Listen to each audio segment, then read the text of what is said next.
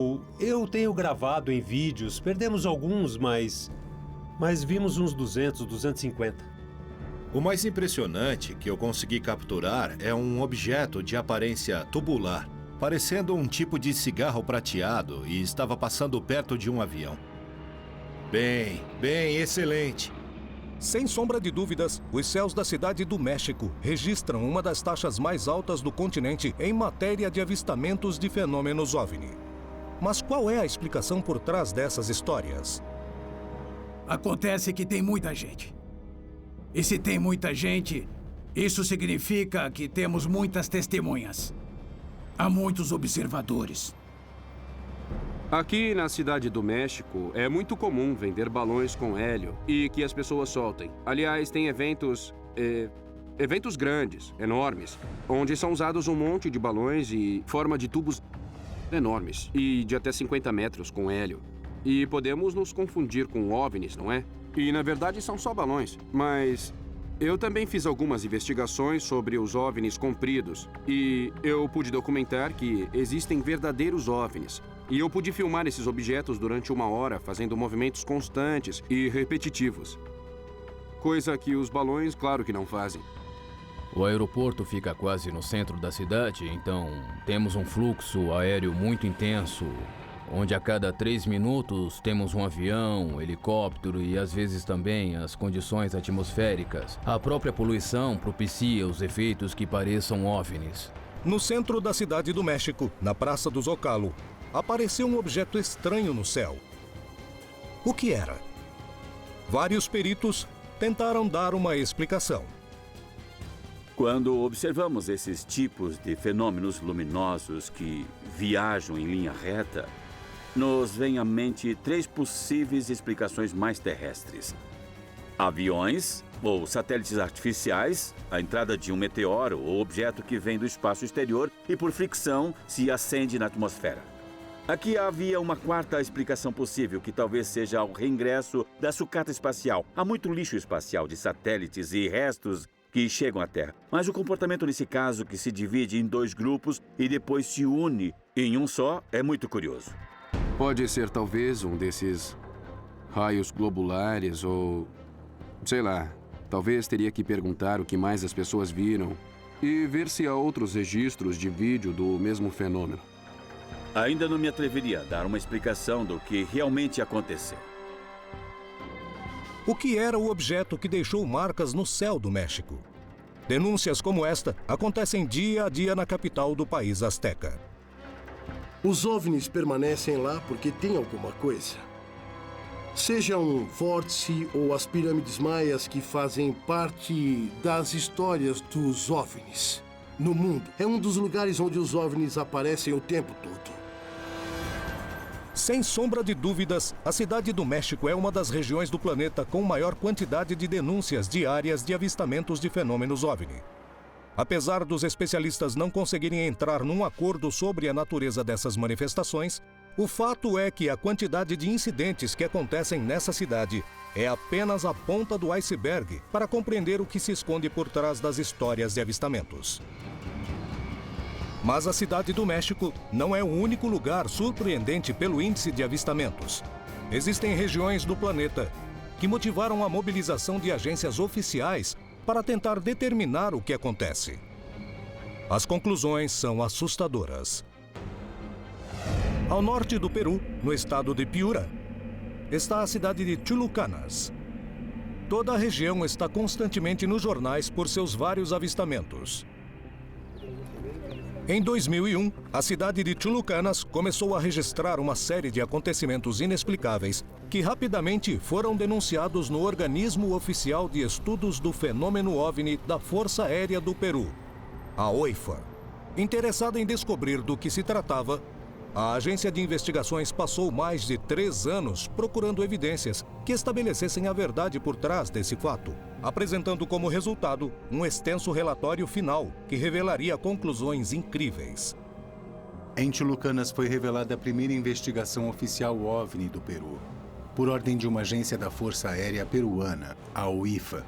Uma das coisas que fiz durante a minha carreira foi a criação, o desenho e a operação da Oficina de Investigação do Fenômeno Aéreo Anômalo. Os ufólogos mais respeitados participavam da OIFA, junto a pilotos militares e civis, controladores aéreos e cientistas.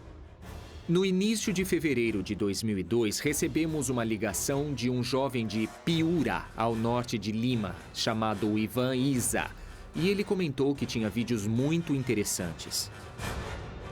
O cinegrafista da cidade, Ivan Isa, tinha gravado vídeos onde apareciam manifestações tão extraordinárias que surpreenderam peritos como Choi. O que vemos no primeiro vídeo é a rua em perspectiva. Os postes de luz que iluminam a rua e, no fundo, um estranho fenômeno. Aparentemente, se vêem 8 esferas de luz de cor vermelho alaranjado. Olha ali, dá pra ver direitinho, não? Sim. Aparentemente, naves gigantes de 150 a 200 metros de largura, flutuando em completo silêncio, não 1 ou 2 minutos, e sim 2 horas e meia, na capital de uma importante província, Chulucanas. Diante de mais ou menos 300 pessoas, apareceram essas 8 esferas de luz, que durante esse longo período de tempo começaram a se mover em diferentes direções, formando aparentemente figuras geométricas. Eram várias esferas espalhadas. Formavam um triângulo e depois formavam uma minhoca comprida e tinham esferas ao seu redor. É o que foi visto em 2 horas e meia e ocorreu essa interação com as testemunhas. Elas definitivamente demonstram um comportamento inteligente. A nave não se foi. As pessoas se cansaram de ver e foram para a festa que tinha no povoado. Uma procissão. O normal é que esses avistamentos sejam efêmeros, passam muito rápido. A nave desaparece e as pessoas ficam confusas. Nesse caso, se cansaram de ver. 2 meses depois, ocorreu outra manifestação. E Ivan Isa a gravou novamente, causando espanto de todos. No segundo vídeo, o que se vê é que, em 25 de fevereiro de 2002, foi informado que, às 5 da tarde, eles viram luzes coloridas no vale inteiro de Morropón, que é onde está Chulucanas. Então, Ivan Isa decide subir com um amigo para ver o que acontecia. Olha ali. Está se movendo, está vendo? Está se movendo, ali. Depois de pouco tempo ao subir o morro, eles viram que algo estranho acontecia na região. Às 6 da tarde, começaram a aparecer esferas de luz ao longo de todo o vale. Ele acreditava, Ivan Isa acreditava, que eram luzes de caminhões, de carros, e depois ele percebeu que essas luzes não estavam perto das ruas, nem perto das estradas, estavam em pleno campo. Vimos umas 4 luzes que apareceram como flashes no céu. No começo não apareceram 4, primeiro apareceram uma, depois outra, e depois essas luzes começaram a formar figuras no céu. Começaram a formar figuras triangulares, depois se moviam e apareciam deslizando entre um e outro morro, que há uma distância considerável. Estamos nesse momento no morro e há 2 luzes estranhas. Ele pegou a câmera e começou a gravar diferentes luzes que acendiam e apagavam, 2 luzes na linha do horizonte, alguma coisa assim.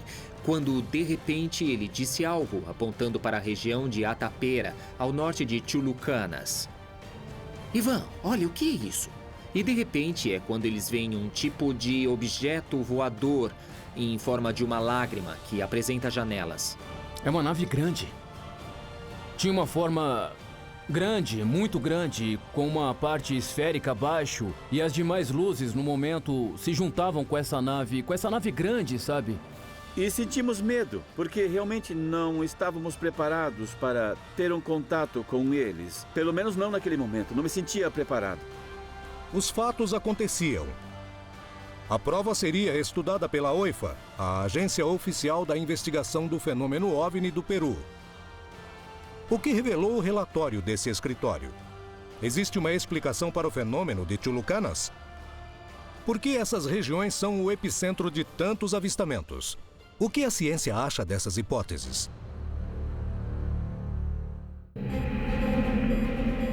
Em 2001, a cidade de Chulucanas, Peru, começou a registrar uma série de acontecimentos inexplicáveis que rapidamente foram denunciados à Agência Oficial do Fenômeno OVNI da Força Aérea do Peru, a OIFA. Interessada em descobrir do que se tratava, a agência de investigações passou mais de 3 anos procurando provas que estabelecessem a verdade por trás desse fato. Um tempo depois, e após entrevistar centenas de testemunhas, a agência oficial apresentou um relatório final que revelaria conclusões incríveis. Assim que consegui esses vídeos, eu mesmo liguei para o escritório OVNI da Força Aérea dizendo que estavam comigo e houve muita expectativa por parte da equipe. E a partir desse momento, começamos uma investigação que terminou com um relatório lançado no dia 2 de abril de 2002 e apresentado diante do alto comando da Força Aérea. Reunimos todos no quartel-general da Força Aérea. Uma das conclusões que chegamos foi que o fenômeno não era recente, e sim muito antigo. Sem sombra de dúvidas, a cidade de Chulucanas e adjacências apresentam estranhas manifestações que ainda não podem ser explicadas. Enquanto muitos moradores atribuem a uma origem sagrada, muitos outros acreditam que se trata de seres de outros planetas. Inclusive a mitologia do lugar se encontra presente nesses indícios. Quando fui pela primeira vez à região, perguntei se viam OVNIs. E os moradores falaram todos juntos. Isso não existe aqui. Não existe nada? Não se vê nada a respeito? Não, falaram. O que vemos aqui são os morros encantados. Os morros que têm vida, que conversam entre eles, através de uma linguagem de luzes, de esferas de luzes. O que na verdade estavam vendo eram manifestações do fenômeno OVNI, mas davam outra interpretação. Por que Chulucanas foi epicentro de tantos eventos estranhos? Será que podemos encontrar uma resposta no passado?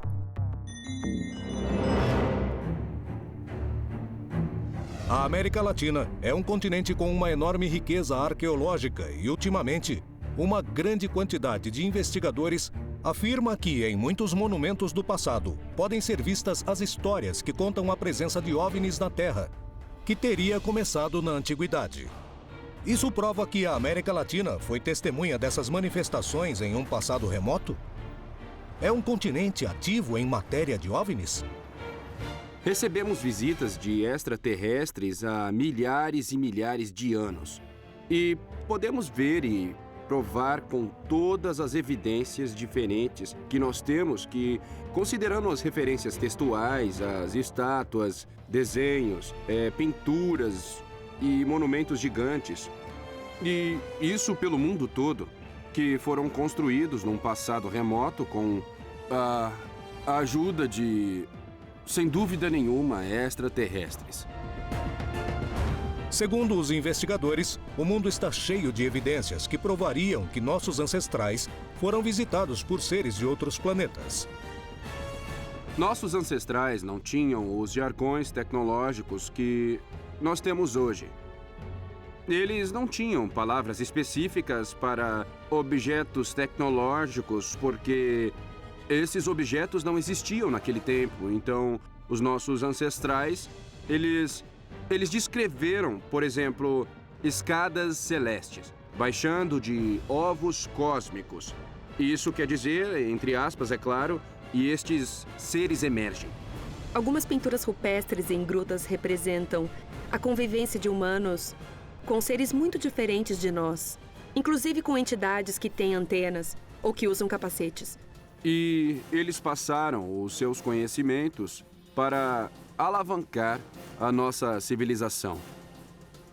Assim, os nossos ancestrais receberam ajuda direta de ninguém mais que extraterrestres de carne e osso. Esse tipo de vestígio causa dúvida ou a possibilidade, já que somos visitados desde a antiguidade, não é um fenômeno novo nem moderno. No continente, existem regiões que registram uma alta taxa de denúncias do fenômeno OVNI. Essas regiões são fundamentais para tentar desvendar o mistério se estamos sozinhos no universo, pois permitem o acesso a muitos casos. Mas os hotspots realmente existem? O que são? Talvez nós, como latino-americanos, tivemos a sorte de conviver com essas coisas há muito tempo atrás. Também, além disso, da constatação de que esse fenômeno parece de fato estar mais ativo nessas regiões, e talvez devido a algum